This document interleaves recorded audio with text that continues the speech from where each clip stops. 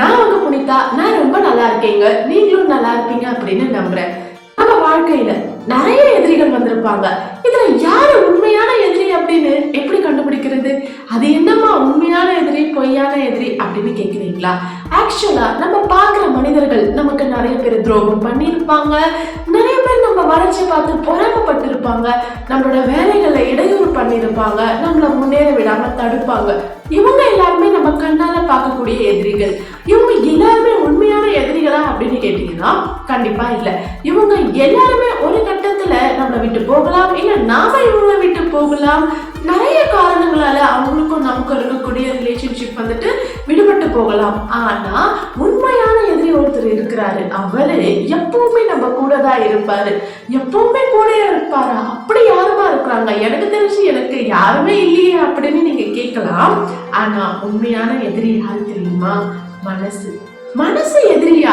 எப்படி மனசு எதிரியாக முடியும் அப்படின்னு நீங்க கேட்டீங்கன்னா, எஸ், மனசு எதிரி தான். எப்ப தெரியுமா மனசு நமக்கு எதிரியா மாறும்?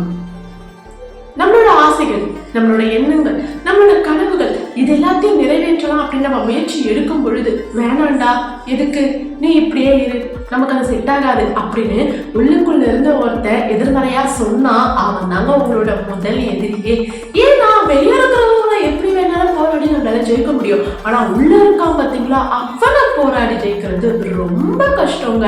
ஏன்னா நம்மள எத்தையுமே தெளிவா செய்ய விட மாட்டான். மோட்டிவேட்டே நம்மளுக்கு கொடுக்க மாட்டான்.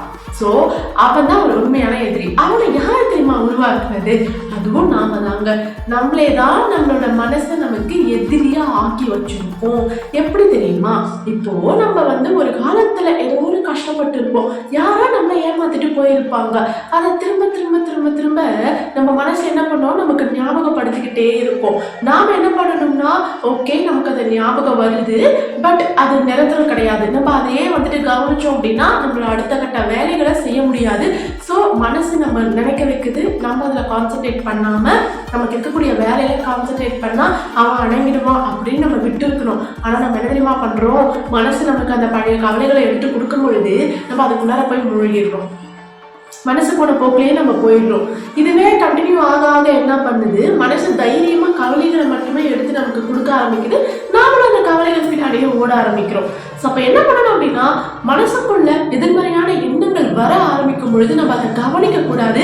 வேற ஒரு விஷயத்துல நம்மளோட கவனத்தை செலுத்தணும். அப்படி செலுத்தும் பொழுது மனசு கொஞ்சம் கொஞ்சமா அந்த எதிர்மறை எண்ணங்களை வெளிப்படுத்துறத குறைச்சிக்கும். அதுக்கப்புறமா மனசு நமக்கு ஃப்ரெண்டா மாறிடும். அப்ப நமக்கு எதிரியா இருக்கக்கூடிய மனசை ஃப்ரெண்டா மாற்ற வேண்டியது நம்ம பொறுப்பு. ஏன்னா ஃப்ரெண்டா இருந்த மனசை நம்ம தான் எதிரியா மாற்றி வச்சிருக்கோம். புற சூழல், அதாவது நம்மளை சுத்தி இருக்கிற விஷயங்களை நம்ம மனசுக்குள்ள போட்டு ஏத்திக்கிறோமா, அதனால நம்ம மனசை நாம கெடுத்து வச்சுக்கிறோம். இன்னைக்கு நமக்கு ஒரு அவமானம் ஏற்பட்டது அப்படின்னா அது நாளைக்கும் ஏற்படும் அப்படின்றது எந்த ஒரு அர்த்தமும் இல்லாத ஒரு எண்ணம் தான். அது மட்டும் இல்லாம 4 பேர் முன்னாடி நம்ம இன்னைக்கு அவமானப்பட்டிருந்தீங்கன்னா அந்த 4 பேர் நம்ம எப்பவுமே கவனிச்சுட்டே இருப்பாங்களா? கிடையவே கிடையாது. அவனுக்கு ஒரு வாழ்க்கை இருக்கும். அவன் வேலையை பார்த்து போயிடுவான். இன்னைக்கு நம்மள அசிங்கமா பார்த்தவன் நாளைக்கு நம்மள ஆகா போல் புகழ்ந்து கூட பேசுறதுக்கு வாய்ப்பு இருக்கு.